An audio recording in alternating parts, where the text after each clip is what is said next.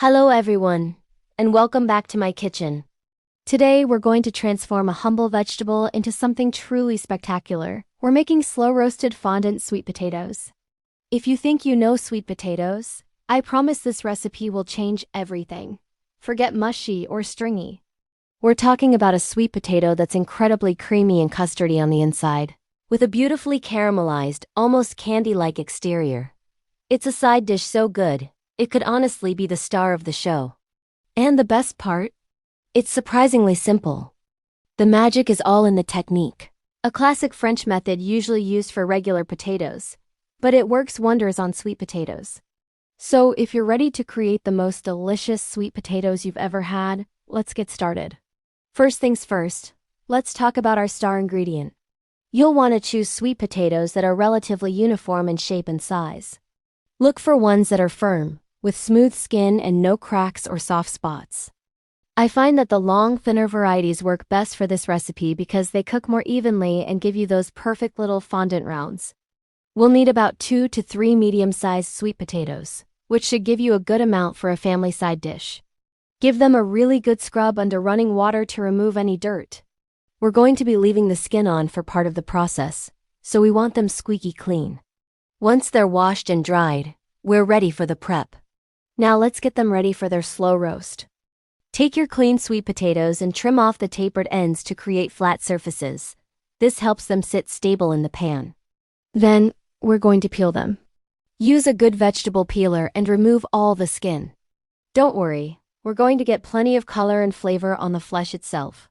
After peeling, slice them into thick rounds, about 1.5 to 2 inches thick. You want them chunky. This thickness is key to achieving that creamy interior while the outside caramelizes. If they're too thin, they'll just cook through too quickly and you'll miss out on that luxurious fondant texture. Try to keep the slices as even as possible so they all cook at the same rate.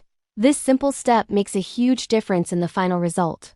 Next up, we need the right pan. An oven-safe skillet is perfect for this. Cast iron is my absolute favorite because it holds and distributes heat so beautifully, which is essential for getting that perfect sear. A heavy-bottomed stainless steel pan will also work well. You want a pan that can go from the stovetop straight into the oven. Place your sweet potato rounds in the pan, cut side down. Don't overcrowd them.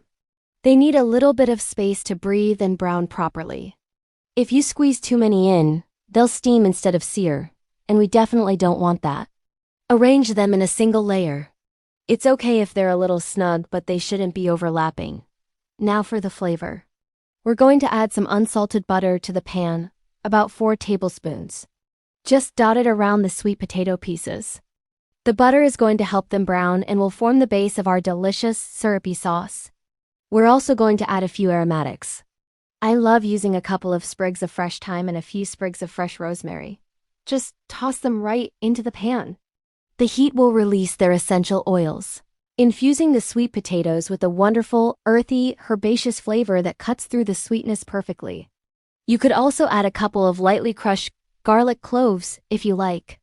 The goal here is to build layers of flavor right from the start. Let's head over to the stovetop. Place your skillet over medium-high heat. We want to get a really nice sear on the bottom of the sweet potatoes. This is where the caramelization begins. Let them cook for about 5 to 7 minutes without moving them. You'll hear them sizzling away in the butter, and your kitchen will start to smell incredible. Resist the temptation to peak too early.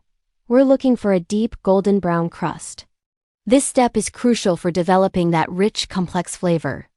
After about 5 minutes, you can use a fork to gently lift one piece and check the color. Once you have that beautiful brown crust, it's time for the next stage. With our sweet potatoes beautifully seared on one side, we're ready to add the braising liquid. This is the fondant part of the technique. We're going to pour in about 1.5 cups of vegetable or chicken stock, right into the pan. The liquid should come about halfway up the sides of the sweet potato slices. It shouldn't cover them completely. This creates 2 different cooking environments. The bottom half of the potato will gently braise and steam in the stock, becoming incredibly tender and creamy. The top half, which is exposed to the dry heat of the oven, will continue to roast and caramelize. This dual cooking method is the secret to the amazing texture. I also like to add a drizzle of maple syrup. maybe a tablespoon or two, directly into the stock. This enhances the natural sweetness and helps create a beautiful glaze. Give the pan a gentle swirl to mix everything together. Now it's oven time. Make sure your oven is preheated to 400 degrees Fahrenheit, or about 200 degrees Celsius. Carefully transfer your hot skillet from the stovetop directly into the preheated oven. We're going to let these roast for about 45 to 60 minutes. The exact time will depend on the thickness of your slices and your specific oven. During this time, the stock will reduce down, mingling with the butter, maple syrup, and aromatics to create an intensely flavorful glaze. The sweet potatoes will absorb all that goodness while slowly cooking to perfection. The tops will get tender and browned, and the bottoms will become almost like a confit. It's pure magic. About halfway through the cooking time, so after about 25 to 30 minutes, I like to do a little basting. Carefully pull the pan out of the oven. The liquid will have reduced a bit and started to thicken. Take a spoon and just scoop some of that glorious liquid from the bottom of the pan and pour it over the tops of the sweet potatoes. This keeps the tops moist and helps them develop even more color and flavor. It's like giving them a little flavor bath. It also ensures that every single bite is packed with that amazing sauce. Then pop the pan back into the oven to finish roasting. You all know they're redone when a knife or a skewer slides into the center of a potato slice with absolutely no resistance. They should be incredibly tender all the way through. Once they're perfectly tender and beautifully glazed, carefully remove the pan from the oven. Be very cautious, as the handle will be extremely hot. Let them sit in the pan for a few minutes. This allows the glaze to thicken up just a little bit more and cling to the potatoes. The final dish is a sight to behold. The sweet potatoes are a deep, burnished orange, glistening with that syrupy glaze. The herbs will be fragrant and slightly crispy.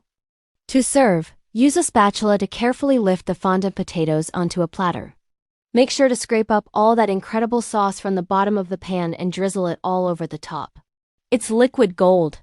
I like to finish with a sprinkle of flaky sea salt to balance the sweetness, and maybe some freshly cracked black pepper. A little bit of fresh chopped parsley can also add a nice touch of color and freshness. And there you have it, slow roasted fondant sweet potatoes. The texture is just out of this world, crispy, caramelized edges giving way to a meltingly soft, custardy center. The flavor is sweet, savory, and herbaceous all at once. They are the perfect side dish for a holiday meal, a Sunday roast, or honestly, any night you want to make a little more special. They pair beautifully with roasted chicken, pork, or steak. But I've been known to eat a whole plate of them on their own. They are just that good. I really hope you give this recipe a try. It's a simple technique that delivers absolutely show-stopping results. Thank you so much for cooking with me today. If you enjoyed this video, please give it a thumbs up and don't forget to subscribe for more delicious recipes. Let me know in the comments if you make them. See you next time.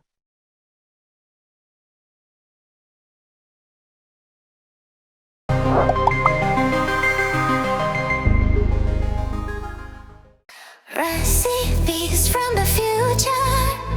Take a tasty ride. Recipes from the future. Flavor amplified. From gadgets to galaxies, every dish is new. Cooking up the future.